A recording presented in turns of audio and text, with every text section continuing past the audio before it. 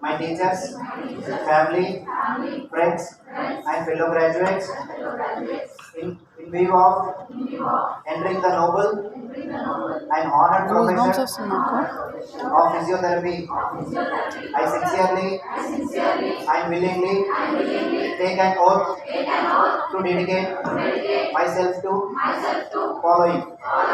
I will not discriminate the patients of any age, gender, race, creed, or any other factor to intervene between my duty and my patient.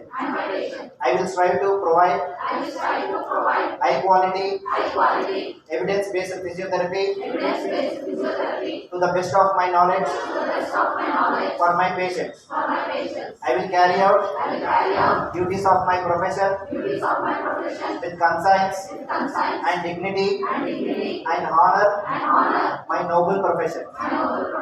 I will adhere to legal and ethical obligations while using sound professional judgment. I will respect rights, dignity, confidentiality of patients or anyone who uses my services. I will uphold the dignity and treatment of my patients serve human life. I will act kindly, honestly, and with integrity with everyone in all phases of my services.